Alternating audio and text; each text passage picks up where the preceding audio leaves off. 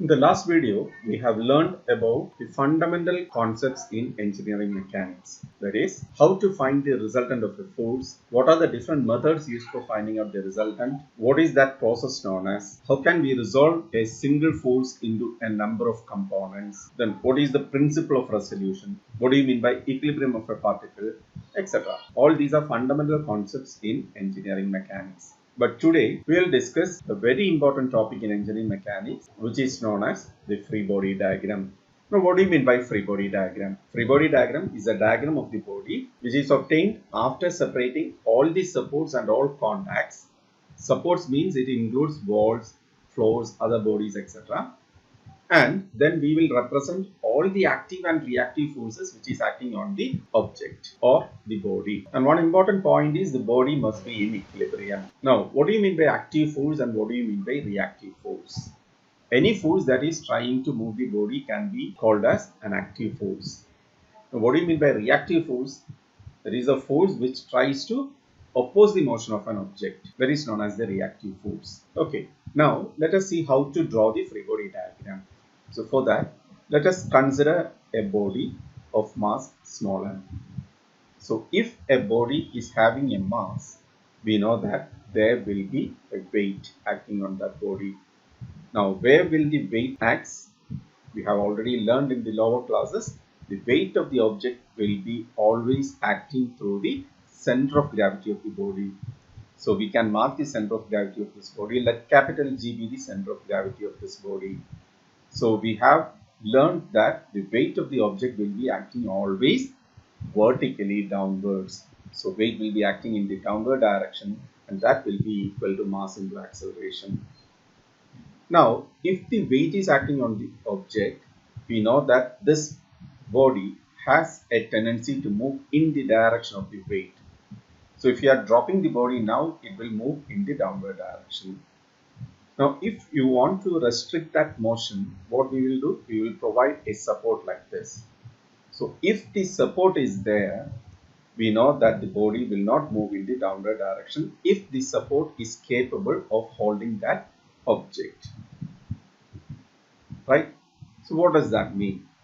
Actually, the weight of the body is acting in the downward direction, and due to that weight, body tends to move in the downward direction. But something is balancing that force, or some force is opposing the motion of the object, and that force is provided by the surface. Or in other words, we can say that some force is opposing the weight of the object, and that force is provided by the support. And the force which is provided by the support on the object is known as the normal reaction or the normal force, and that force will be always perpendicular to the surface. Now let us draw the free body diagram of this sphere.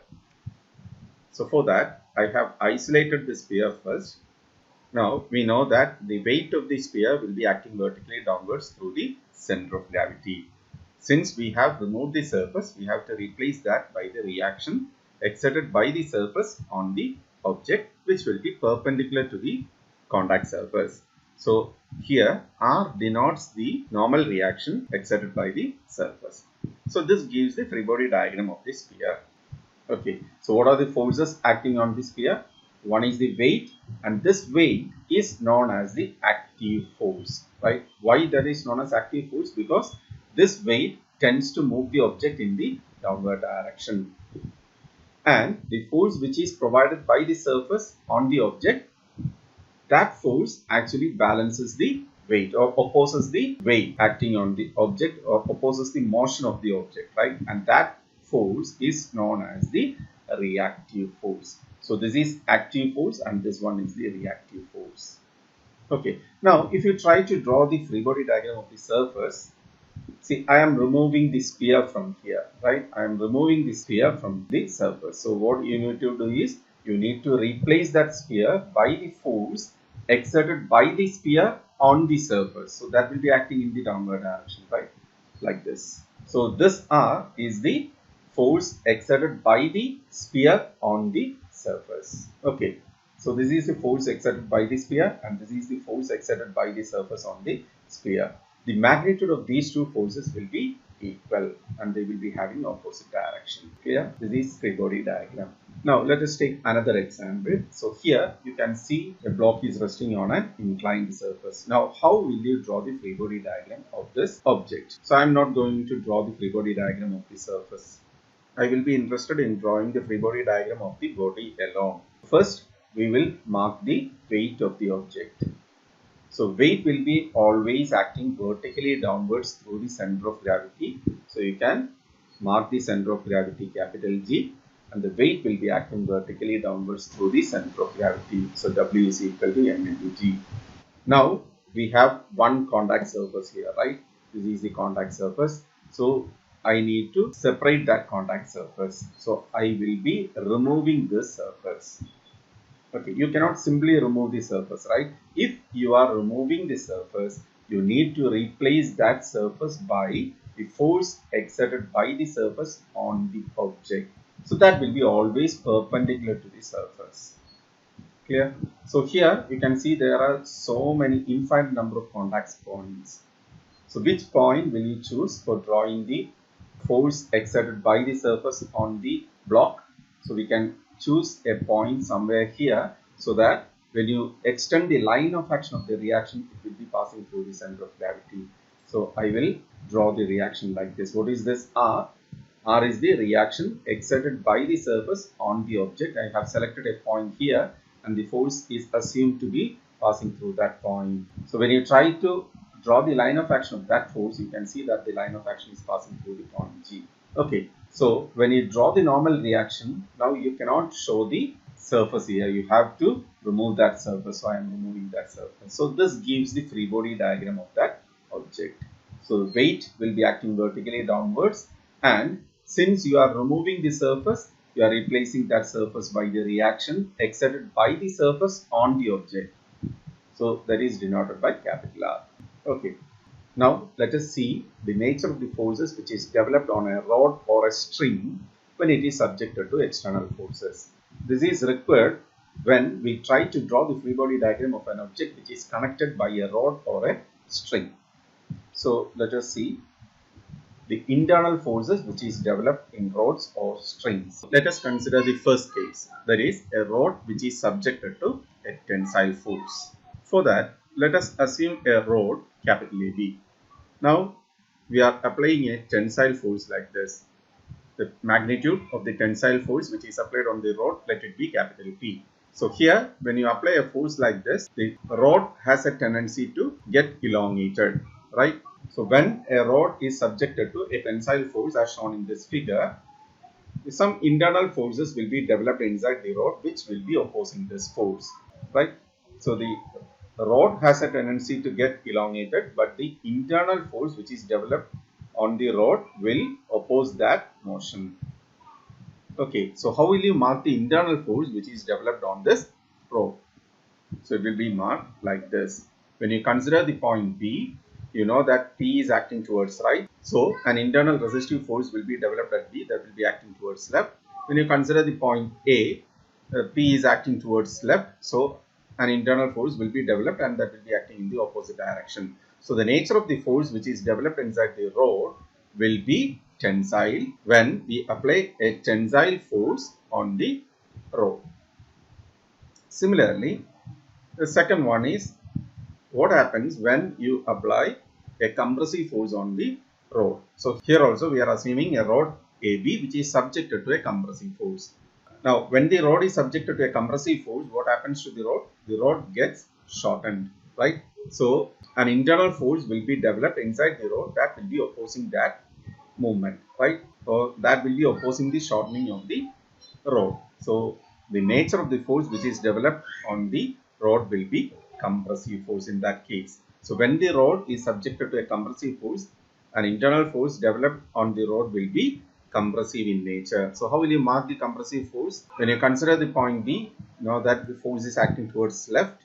So the resistive force will be acting in the opposite direction. Similarly, when you consider point A, the force is acting towards right, resistive force will be acting towards left. So this is how we will be marking the nature of the internal forces on rods. So you need to keep these two things in mind. Okay, now let us take another example. So here you can see that a sphere is being supported with the help of a string AB, that is a string, and you can see a vertical wall here. So this sphere is supported by the string and a wall. Now I want to draw the free body diagram of the sphere. So if you want to draw the free body diagram, you have to isolate this sphere from the surroundings, right? You have to remove the surface as well as the string. So when you remove the surface or when you remove the string, you need to replace that by the forces exerted by the support or the string on the sphere. So how will you mark the force? So here the weight of the object will be acting vertically downwards through the center of gravity, and as a result of the weight of that object, the string has a tendency to elongate, right? So what will be the nature of the force developed on the string? Definitely that will be tensile, and the tensile force will be marked like this. Okay, so when you remove the string, you have to replace that string by the force which is developed on the string. So you need to choose this arrow which is very near to the sphere. Okay, so first I will draw the sphere, then I will mark the weight acting on that sphere that will be acting vertically downwards. Then I'm going to replace this surface. So you have to replace that surface by the reaction exerted by the surface on the object. So that will be perpendicular to the surface. So I have marked that force, which is denoted by RC. What is RC? RC is the reaction exerted by the wall on the sphere.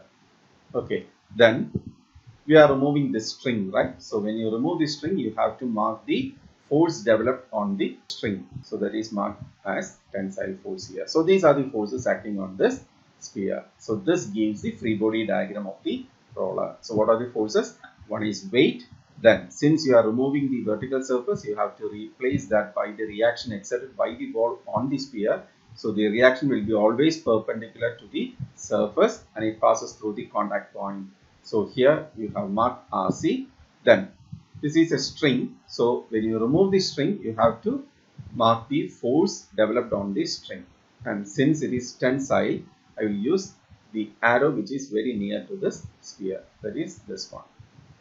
Clear? Okay. Now let us take another example. So here you can see that two bodies are there, A and B, and both the bodies are resting on a horizontal surface. So here, how many contact surfaces are there? When you consider the body A or sphere A, there are two contact surfaces. One is this horizontal surface and the other one is the contact surface between A and B. So this one. When you consider the body B, again there are two contact points. One is this surface and the other one is the contact surface between A and B. So here I will draw the free body diagram of A and B separately. So first one, I will draw the free body diagram of A. So first we need to draw the sphere, then we have to mark the weight, right? So weight will be acting vertically downwards through the center of gravity. So that is marked as WA. Now, how many contact surfaces are there? Two contact surfaces. So there will be two normal reactions. Okay, since there are two contact surfaces, there will be two normal reactions. So first I will remove the floor and then I will remove this object. So when you remove the floor, you have to replace that by the reaction exerted by the floor on the sphere. When you remove this block B, you have to replace that by the reaction exerted by the block B on sphere A. Clear? So what is this RFA? That is the reaction exerted by the floor on the sphere A. So that will be acting vertically upwards and the line of action will be passing through the CG of that sphere, right? Okay, then we know that this reaction will be perpendicular to the surface. Clear? Okay, so I have marked here.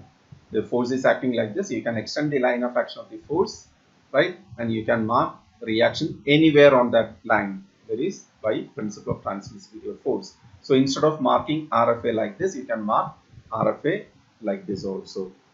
Okay, So RFA is the reaction exerted by the surface on the sphere. Then you are removing the block B, right? You are removing this object B. So you have to replace that by the reaction exerted by B on A. So this is the contact point, right? So here it will be always perpendicular to this surface. So it will be acting in the horizontal direction. So this denotes RBA, that also will be perpendicular to this contact surface. So what is RBA? RBA is the reaction exerted by B on A. Okay, so I can draw this here. Yeah. So these are the forces acting on the sphere A. So one is weight of the object. Then since there are two contact surfaces, there will be two normal reactions. Normal reactions will be always normal to the contact surface, right? So here it will be perpendicular to this point, and here it will be perpendicular to this surface, right? So RBA will be acting in the horizontal direction and RFA will be acting in the vertical direction. Now let us draw the free body diagram of B. So first we need to draw the body. Then what about the next step? We need to draw the weight of the body, right? So that will be acting vertically downwards through the center of gravity. Then we will see how many contact surfaces are there. Again, there are two contact surfaces. One is this one, the other one is this one. So we will remove the flow, but when you remove the flow, you need to replace that by the reaction exerted by the flow on the object. So I am denoting that as RFB. So RFB will be perpendicular to the contact surface. So I can mark that here. See.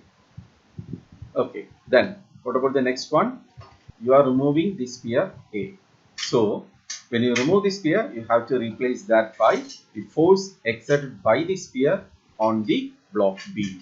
So that force is marked here. There is RAB, which is perpendicular to the surface. So it will be a horizontal force. So you can mark that also. So these are the forces acting on the block B. One is weight of the block. The second one is the force exerted by the floor on the block B, that is RFB. And the third one is RAB, that is the force exerted by A on B. Since you are removing the sphere A, you need to replace that by the force exerted by A on B. So you have to mark that force also. That is RAB. Now in this case, see here, what is RBA? RBA is the force exerted by the B on A. And what is RAB? RAB is the force exerted by A on B. Now if the system is in equilibrium, that means B is not moving, A is also not moving. Okay, so but A is exerting a force on B and B is exerting a force on A. Even though they are exerting the force on each other, the objects are not moving. That means these two forces are equal and opposite, right? So if the system is in equilibrium, then the reaction exerted by B on A will be equal to the reaction exerted by A on B. So RAB will be always equal to RBA if the system is in equilibrium. So that's all about free body diagram.